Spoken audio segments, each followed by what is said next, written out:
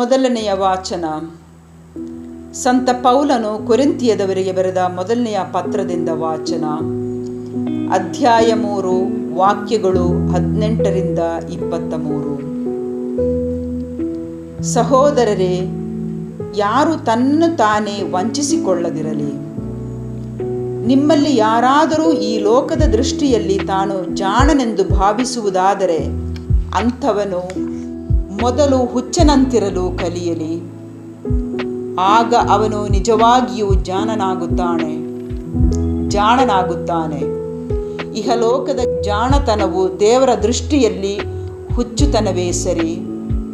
ದೇವರ ಜ್ಞಾನಿಗಳನ್ನು ಅವರ ಜಾಲದಲ್ಲಿಯೇ ಸಿಕ್ಕಿಸುವರು ಎಂದು ಜ್ಞಾನಿಗಳ ಯೋಜನೆಗಳು ನಿಷ್ಫಲವೆಂಬುದನ್ನು ಪ್ರಭುವಿಗೆ ತಿಳಿದಿದೆ ಎಂದು ಲಿಖಿತವಾಗಿದೆಯಲ್ಲವೇ?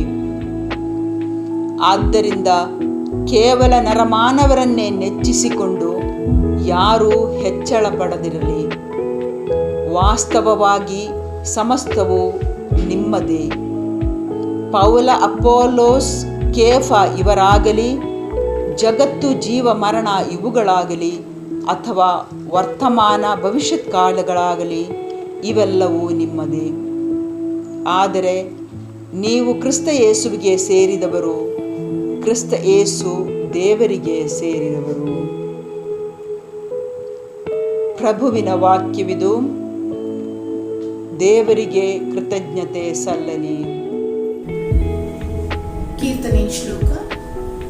ಜಗವು ಅದರ ಜೀವ ಜಂತುಗಳೆಲ್ಲವೂ ಪ್ರಭುವಿನದೇ.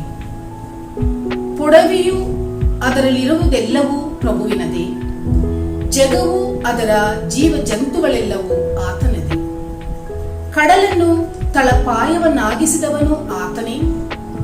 ಜಲರಾಶಿ ನಡುವೆ ಅದನ್ನು ಸ್ಥಿರಗೊಳಿಸಿದವನಾತನೇ. ಶ್ಲೋಕ. ಜಗವು ಅದರ ಜೀವ ಜಂತುಗಳೆಲ್ಲವೂ ಪ್ರಭುವಿನದೇ. ಪ್ರಭುವಿನ ಶಿಖರವನ್ನು ಏರಬಲ್ಲವನಾರು?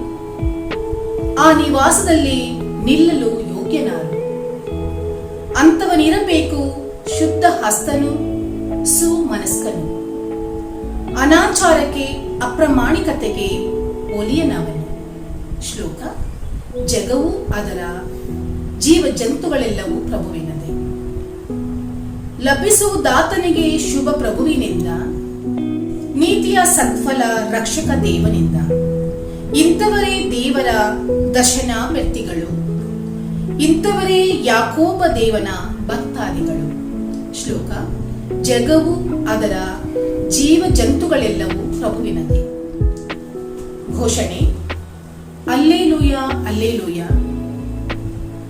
ಆತನ ಕರೆಗೆ ಕಿವಿಗೊಟ್ಟರೇನಿತೋ ಒಳಿತು ನೀವೆಂದೇ. ಕಲ್ಲಾಗಿಸಿಕೊಳ್ಳದಿರಿ ಹೃದಯವನ್ನು ನಿಮ್ಮ ಪೂರ್ವಜರಂತೆ. ಅಲ್ಲೇಲೂಯ. ಸಂತ ಲೂಕರು ಬರೆದ ಪವಿತ್ರ ಶುಭ ಸಂದೇಶದಿಂದ ವಾಚನ. ಅಧ್ಯಾಯ 5, ವಚನಗಳು 1ರಿಂದ 11ರವರೆಗೆ. ಆ ಕಾಲದಲ್ಲಿ ಯೇಸು ಗೆನೆಸರೇತ್ ಎಂಬ ಸರೋವರದ ತೀರದಲ್ಲಿ ನಿಂತಿದ್ದಾಗ ಜನಸಮೂಹವು ದೇವರ ವಾಕ್ಯವನ್ನು ಕೇಳಲು ನೂಕುನುಗ್ಗಲಾಗಿ ಬಂದು ಅವರನ್ನು ಒತ್ತರಿಸುತ್ತಿತ್ತು. ಆಗ ದಡದ ಮೇಲಿದ್ದ 2 ದೋಣಿಗಳು ಯೇಸುವಿನ ಕಣ್ಣಿಗೆ ಬಿದ್ದವು. ಬೆಸ್ತರು ದೋಣಿಗಳನ್ನು ಅಲ್ಲಿಯೇ ಬಿಟ್ಟು ತಮ್ಮ ಬಲೆಗಳನ್ನು ತೊಳೆಯುತ್ತಿದ್ದರು. ಆ ದೋಣಿಗಳಲ್ಲಿ ಒಂದು ಸಿಮೋನನದು. ಯೇಸು ಅದನ್ನು ಹತ್ತಿ ದಡದಿಂದ ಸ್ವಲ್ಪ ದೂರ ತಳ್ಳಲು ಹೇಳಿ ಅದರಲ್ಲೇ ಕುಳಿತುಕೊಂಡು ತಮ್ಮ ಬೋಧನೆಯನ್ನು ಮುಂದುವರಿಸಿದರು. ಬೋಧನೆ ಮುಗಿದದ್ದೇ ಸಿಮೋನನಿಗೆ, ನೀರು ಆಳವಾಗಿರುವ ಸ್ಥಳಕ್ಕೆ ದೋಣಿಯನ್ನು ಹಾಯಿಸಿ ಮೀನು ಬೇಟೆಗೆ ನಿಮ್ಮ ಬಲೆಗಳನ್ನು ಹಾಕಿರಿ ಎಂದರು. ಅದಕ್ಕೆ ಸಿಮೋನನು, ಗುರುವೇ, ನಾವು ರಾತ್ರಿ ಎಲ್ಲ ದುಡಿದಿದ್ದೇವೆ, ಏನೂ ಸಿಗಲಿಲ್ಲ. ಆದರೂ ನಿಮ್ಮ ಮಾತಿಗೆ ಬೆಲೆ ಕೊಟ್ಟು ಬಲೆಗಳನ್ನು ಹಾಕುತ್ತೇವೆ ಎಂದನು.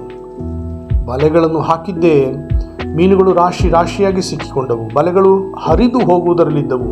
ಆದುದರಿಂದ ಬೇರೆ ದೋಣಿಯಲ್ಲಿದ್ದ ತಮ್ಮ ಸಂಗಡಿಗರಿಗೆ ಸನ್ನೆ ಮಾಡಿ ಸಹಾಯಕ್ಕಾಗಿ ಕರೆದುಕೊಂಡರು. ಅವರೆಲ್ಲರೂ ಸೇರಿ ಮೀನುಗಳನ್ನು ತುಂಬಿಕೊಳ್ಳಲು ದೋಣಿಗಳೆರಡೂ ಮುಳುಗಲು ಆರಂಭಿಸಿದವು. ಇದನ್ನು ಕಂಡ ಸಿಮೋನ್ ಪೇತ್ರನು ಯೇಸುವಿನ ಕಾಲಿಗೆ ಬಿದ್ದು, ಪ್ರಭು, ನಾನು ಪಾಪಾತ್ಮ, ನನ್ನಿಂದ ದೂರವಿರಿ ಎಂದನು. ಹಿಡಿದ ಮೀನಿನ ರಾಶಿಯನ್ನು ಕಂಡು ಅವನ ಸಂಗಡಿಗರೆಲ್ಲರೂ ನಿಬ್ಬೆರಗಾಗಿ ಹೋಗಿದ್ದರು. ಸಿಮೋನನ ಪಾಲುಗಾರರಾದ ಜೆಬೆದಾಯನ ಮಕ್ಕಳು ಯಾಕೋಬ ಮತ್ತು ಯೋವನ್ನರು ಹಾಗೆಯೇ ಬೆರಗಾಗಿದ್ದರು. ಆಗ ಯೇಸು ಸಿಮೋನನಿಗೆ, ಹೆದರಬೇಡ, ಇಂದಿನಿಂದ ನೀನು ಮೀನು ಹಿಡಿಯುವ ಬದಲು ಮನುಷ್ಯರನ್ನೇ ಹಿಡಿಯುವವನು ಆಗುವೆ ಎಂದರು. ಆ ಬೆಸ್ತರು ದೋಣಿಗಳನ್ನು ದಡಕ್ಕೆ ಸಾಗಿಸಿದ್ದೇ ಎಲ್ಲವನ್ನೂ ತ್ಯಜಿಸಿಬಿಟ್ಟು ಯೇಸುವನ್ನು ಹಿಂಬಾಲಿಸಿದರು. ಪ್ರಭುವಿನ ಶುಭ ಸಂದೇಶ. ಕ್ರಿಸ್ತರೇ ನಿಮಗೆ ಸ್ತುತಿ ಸಲ್ಲಲಿ.